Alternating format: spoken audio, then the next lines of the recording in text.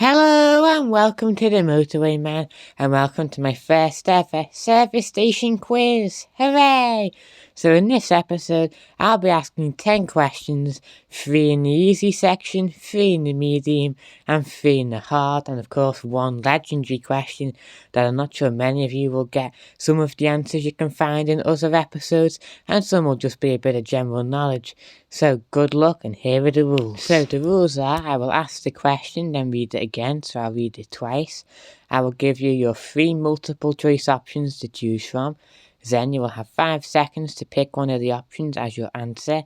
After the 5 seconds is complete, I will reveal the correct answer, and of course I wish you the best of luck.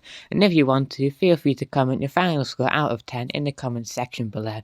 If you did a good job, I'll be sure to congratulate you, and if you didn't, well, better luck next time. So, are you ready, guys? There's the rules right there, and time for question 1. So, question 1, how many service stations does Westmoreland operate? Is it 1, 2, or 3? I'll reread it for you. How many service stations does Westmoreland operate? Is it 1, 2, or 3? Here's your 5 seconds.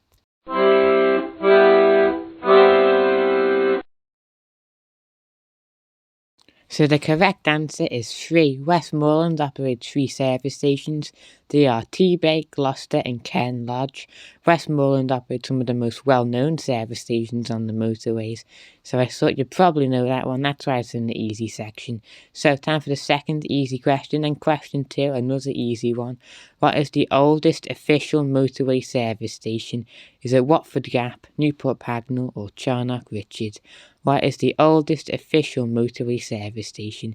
Is it Watford Gap, Newport Pagnell and Charnock Richard? Think carefully on this one. Here's your 5 seconds.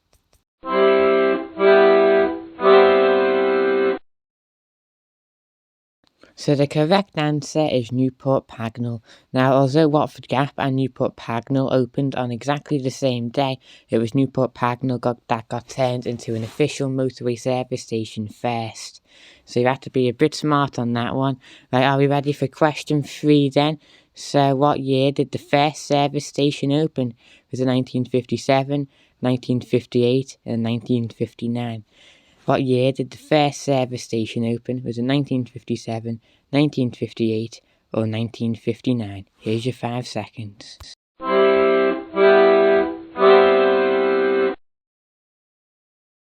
So the correct answer is 1959. Great job if you said that. It was in November of 1959 Watford Gap and Newport Pagnell I just referenced did open their doors for the first time with temporary facilities, and it was the next year in 1960 when they became official service stations. But as I referenced in the previous question, Newport Pagnell did it first, so yeah, great job if you said 1959. Time for question 4. So now we're moving up into the medium section now. What is the only motorway service station on the M61? Is it Rivington, Strensham or Killington Lake? What is the only service station on the M61? Is it Rivington services, Strensham services or Killington Lake services? Here's your 5 seconds.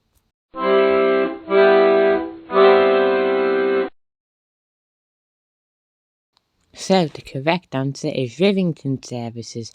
Now I went down the service station tour recently if you want to see what it's like. I'm a big fan of Rivington services myself, so yeah, Rivington, the only service station on the M61. Good job if you got that right. So time for question 5.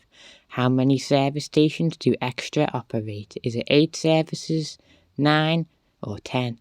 How many service stations does Extra operate? Is it 8 service stations, 9 service stations, or 10 service stations? Here's your 5 seconds.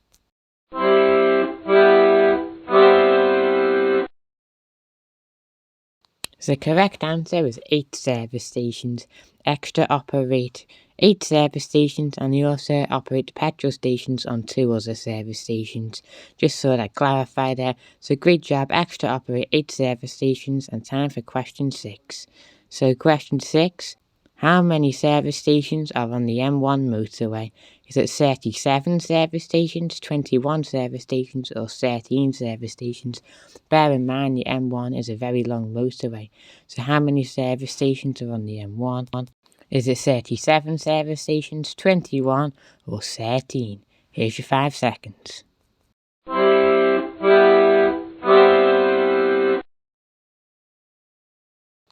The correct answer is 13 service stations. I know the M1's very long, but it still just has the 13 service stations right there. It's a great job if you went for 13. Now, time to enter the hard section. Now, you might struggle a bit on these, but best of luck to you. Question 7, so it is. How many motorway service stations have a KFC restaurant? Is there 32, 42, or 52? How many motorway service stations have a KFC? Is it 32 services, 42 services, or 52 services? Here's your 5 seconds.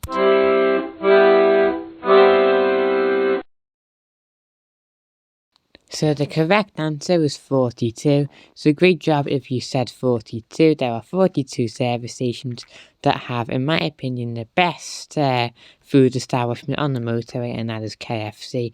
Great job if you said 42. And yeah, there are 42 service stations that have a KFC restaurant. Right, time for question 8. So, which service stations have had a TV documentary filmed about them within the last 5 years? Again, question 8, this is a hard question. Which service station have had a television documentary filmed about them in the last 5 years? Is it Watford Gap and Exeter services? Is it Gloucester and T-Bay services? Or is it Cairn Lodge and Bothwell services? Is it Watford Gap and Exeter services? Is it Gloucester and T-Bay services? Or is it Cairn Lodge and Bothwell? Here's your 5 seconds.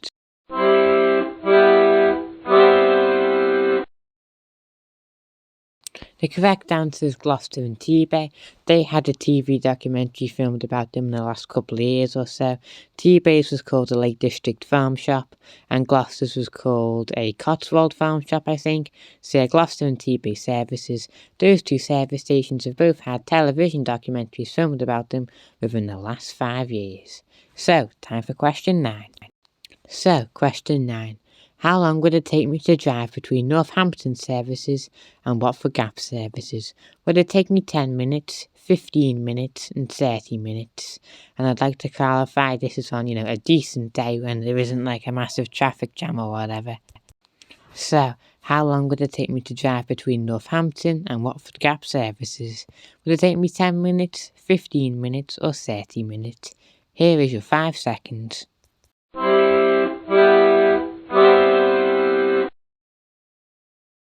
The correct answer is 15 minutes, and again, just to clarify, this is on a decent day when there isn't like a traffic jam and traffic's moving along nicely. So yeah, it would take me 15 minutes to get between Northampton and Watford Gap service stations, and they're both on the M1 motorway if you were curious. So great job if you got that question correct. And finally, here's the final question. I hope you've been keeping track of your scores. This is question 10. This is the legendary question. Now, I have revealed the answer to this in one episode, only one episode, and I think that was back in September. But if you can remember, then you're going to get the question right. So best of luck to you. So here's the question 10, the legendary question. On average, how far apart are the service stations on the M5? Are they 13 miles apart, 14 miles apart, or 18 miles apart? On average, how far apart are the service stations on the M5? Is it 13 miles, 14 miles, or 18 miles? Here is your 5 seconds.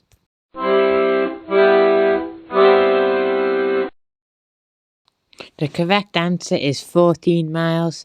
I did reveal that in an episode, as I say, back in like September or October. It's a great job if you remembered, or if it was a lucky guess, great job also. So yeah, congratulations if you got question 10, the legendary question correct. Great job if you got the easy questions, the medium, or the hard correct. I'm proud of you all. So yeah, great job. I hope you enjoyed my first ever service station quiz. I enjoyed making it. I hope you've enjoyed watching it. If you did keep track of your score, feel free to pop your final score out of 10 down in the comments. As I said, if you did well, I'll try and get back to you and say congratulations. And if you didn't do that well, it's just taking part that counts, as they say. So when I say thanks for stopping by, I do appreciate your time as always. Please subscribe if you haven't already, or if you enjoy the videos I make.